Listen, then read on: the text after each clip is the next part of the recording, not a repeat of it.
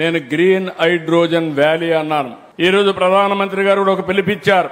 ఆ పిలుపు మీరు చూస్తే ఎక్కడో జియో పొలిటికల్ సిచ్యువేషన్, ఇరాన్ లో యుద్ధం, ఇరాన్ అమెరికా యుద్ధం మన దేశంలో సమస్యలకు నిలయమైంది. వచ్చే గ్యాస్ వచ్చే పరిస్థితి లేదు, పెట్రోల్ సరఫరా లేదు, రేట్లు పెరుగుతున్నాయి, ఆర్థిక వ్యవస్థ అతలాకుతలం అయ్యే పరిస్థితి వచ్చింది. ఇప్పుడు మనందరం కూడా ఆలోచించుకోవాల్సింది, ఇలాంటి జియో పొలిటికల్ సిచ్యువేషన్స్ రాబోయే రోజుల్లో ఇంకా ఎక్కువ వస్తాయి. అయితే విదేశాలపైన ఆధారపడకుండా మనం సెల్ఫ్ రిలయన్స్ సాధించాల్సిన అవసరం ఉంది. దీనికోసం ప్రతి ఒక్క ఇల్లు కరెంట్ ఉత్పత్తి చేసుకోవాలి, ప్రతి ఒక్క పొలం కరెంట్ ఉత్పత్తి చేసుకోవాలి. ఒకప్పుడు సోలార్ అంటే ఎవరికి అర్థమయ్యేది కాదు. 15 సంవత్సరాల కంటే ముందు నేను ఒక మాట చెప్పాను, భవిష్యత్తులో సోలార్ రెవల్యూషన్ వస్తుంది, రెన్యూవల్ ఎనర్జీ వస్తుంది, ₹1.50 నుంచి ₹2 కరెంట్ ఉత్పత్తి చేసే శక్తి మనకు వస్తుందంటే ఎవరు నమ్మలేదు. ఈ రోజు నేను గర్వంగా చెప్పగలుగుతున్నా, ₹2.40 50 యూనిట్ కరెంట్ ఉత్పత్తి చేసే పరిస్థితికి వచ్చాం. మొట్టమొదటిసారిగా మీరు చూస్తే కరెంటు రేట్లు పెంచడం మానేసి కరెంటు రేట్లు తగ్గించే పరిస్థితికి వచ్చాం. గడచిన 5 సంవత్సరాలు 19-24 32,000 కోట్ల రూపాయలు పెంచారు. దగ్గర 9 సార్లు పెంచారు. నేను వస్తానే ఒకే మాట చెప్పాను, కరెంటు ఛార్జీలు పెంచనని చెప్పి కరెంటు ఛార్జీలు పెంచకుండా ఉన్న ప్రభుత్వం ఈ యొక్క ఎన్డీఏ ప్రభుత్వం అని చెప్పి కూడా నేను మీకు తెలియజేస్తున్నా. మీ దగ్గర నుంచి నాకు సహకారం కావాలి. ఎందుకంటే నేను 4,660 కోట్ల రూపాయలు ట్రూ అప్ ఛార్జెస్ అని అదనపు భారం వేస్తే అది కూడా ఈ ప్రభుత్వం అబ్జర్వ్ చేసి ఆ డబ్బులు కలెక్ట్ చేయకుండా చేశాం. ₹5.20 ఆవరేజ్ యూనిట్ కాస్ట్ ఉండేది ప్రొక్యూర్మెంట్ లో, అది 30 పైసలు తగ్గించాం, ₹4.90 వచ్చాం.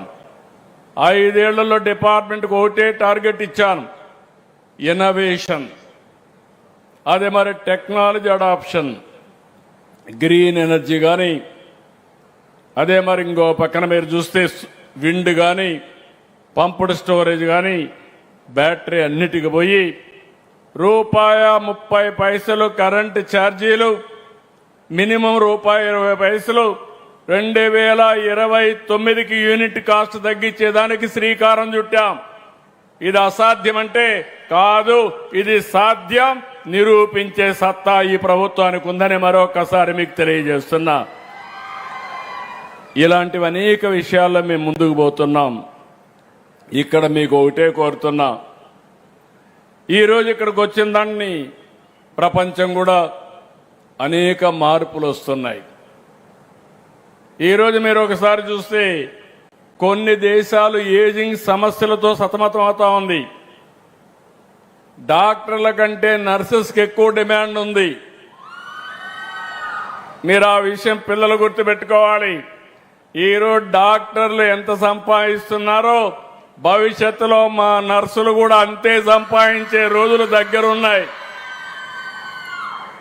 దీనికి కావాల్సింది మీలో స్కిల్స్ ఉండాలి, సాఫ్ట్ స్కిల్స్ కూడా అవసరం. ఒక మనిషిని మెప్పించే గుణం భారతీయులకు ఎక్కువగా ఉంది.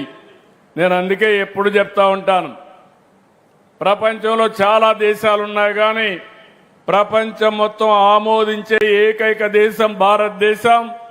ప్రపంచంలో అందరూ మెచ్చుకునే దేశస్థులు భారతీయులు అని చెప్పి కూడా నేను మీకు తెలియజేస్తున్నా.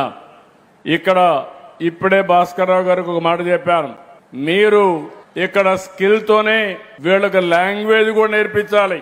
ఏ దేశంలో ఎక్కువ డిమాండ్ ఉందంటే ఇప్పుడు మనం చూశాను, జపాన్, జర్మనీ, అనేక దేశాల నుంచి అడుగుతున్నారు. ఒకప్పుడు వాళ్ళు ఎవరిని అలో చేసేవాళ్ళు కాదు, ఇప్పుడు వాళ్ళందరూ మన పైన ఆధారపడుతున్నారు. అలాంటప్పుడు మీరు ఆ భాష నేర్పిస్తే నేరుగా వీళ్ళు అక్కడికి పోతే ఆటోమేటిక్ గా ఉద్యోగం రావడమే కాకుండా చాలా కంఫర్టబుల్ గా ఉండే పరిస్థితి వస్తుంది. ఇది కూడా మీరు చేయాలని చెప్పి నేను మిమ్మల్ని కోరుతున్నా.